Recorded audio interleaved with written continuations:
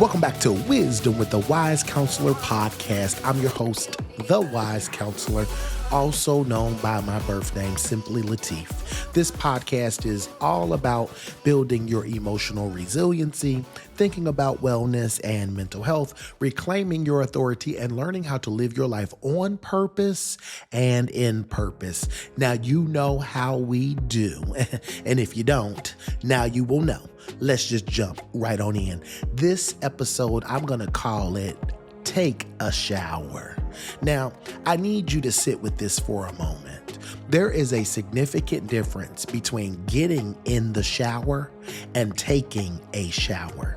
It sounds simple, but baby, get ready for the sermon. Getting in the shower, that is, just means you showed up, okay? You stepped into position. You climbed your big old legs over that tub and got in. You technically did that thing, okay? You were present, but were you intentional? Taking a shower, that means you turned on the water. You allowed yourself to be fully immersed. You didn't just get wet. You let that water soak into your skin and you lathered up. You got into those creases. You got that funk off that skin. You scrubbed and you released the day, the week, the weight you had been carrying. Now, baby, taking a shower, that's action. That's cleansing. That's commitment. And here's the truth. We are all out here trying to get into things, but we're not taking them in. We're getting into relationships, but not cleaning out the baggage from the last one. We're getting into jobs, but not leaving behind the people pleasing or the perfectionism. Did you hear me? We're getting into church and into therapy and into self-help books, but are we really engaging with what's being offered? Or are we just standing there, arms crossed, waiting for change to happen without fully participating in the process? The idea of taking a shower isn't just about physical routine. It's a mirror. It's a mirror for your emotional hygiene. Now, you wouldn't go 10 days without brushing your teeth, would you? But some of us haven't had a real conversation with our inner world in months. We're walking around with built-up residue from childhood trauma, relationship trauma, workplace microaggressions, broken trust, rejection. The list goes on and on. Guilt, shame. And instead of tending to those things regularly, we are stuffing them down and even worse, covering them up, acting like that you-know-what don't stink. Now, baby, that's not hygiene. That's simply emotional avoidance.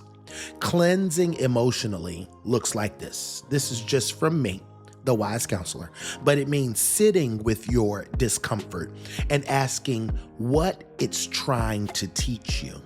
It means journaling to release your thoughts instead of letting them build up like stanky, old, crusty mildew. It means seeking to talk to a therapist, a counselor, a psychologist, a psychiatrist, a licensed independent social worker. You fill in the blank, but you are doing that not just to vent, but to actually process. It means practicing forgiveness even when closure never comes. Some of us are making awareness for healing, but knowing you have a wound and doing nothing about it, that's like looking in the mirror, seeing your dirty face and saying, oh well. Healing is a daily practice. You've got to wash your spirit the way you wash your body, and that should be often, intentionally, and without an apology. Here's the truth, and here's a trap that we fall in. You can be getting in the shower and even turn on the water, but still not clean anything. Why? Because too many of us are performing wellness instead of practicing it. We light the candles, We read the books. We buy the crystals. We post the quotes. We fill ourselves with self-help books. We buy the planners. We've got the crayons. We've got the sketching stuff and the paint. And we bought the instrument and we go to yoga. And yeah, all of that sounds good.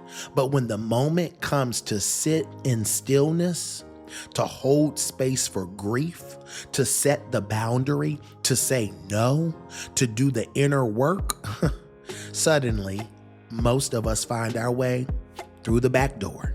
We back out, we shut down, we hide between the aesthetics instead of addressing the ache. Practicing wellness means you do it even when nobody's watching, even when it's not pretty, even if it's not Instagrammable worthy, even if it makes you cry. Ooh. If it makes you cry, if it makes you shake, or it sits in an uncomfortable truth with you. That's what wellness means. There's nothing cute about healing, family. It's gritty. It's honest. It's work. But family, it's worth it. Okay, family, here's some post-podcast homework I want you to do after the podcast. Let's go a little deeper. Ask yourself these questions. What emotions have you been avoiding instead of cleaning out? Number 2, what does your emotional hygiene routine look like? And what needs to be added or removed? And number 3, are you practicing wellness or just performing it? What's one daily action you can take this week to truly care for yourself from the inside out? Family, that's what I have for today. I hope this conversation doesn't just go in one ear and out the other and just slide off your soul like it was water on wax. I want it to soak. I want you to reflect, and I want you to choose something that you heard from this podcast, just one little thing, and be intentional about putting that into practice this week. Remember, there is no time like the present moment to reclaim yourself, to take care of yourself, to dive deeper into how you're going to walk in your purpose on purpose. I want to remind you that great things do not happen overnight. Please, please, please take your time. Ease into you and find moments to relax, recharge, and pause.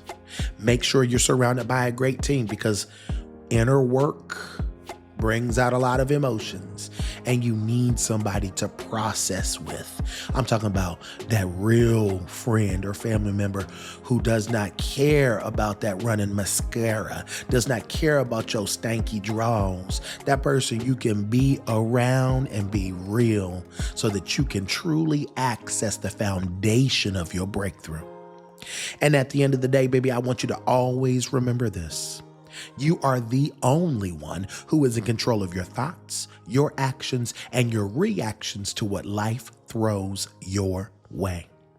As always, family, I want to thank you for joining me on this episode of Wisdom with the Wise Counselor. Know that I love you, know that I believe in you, and know that I have absolutely no doubt that you got this. Be well.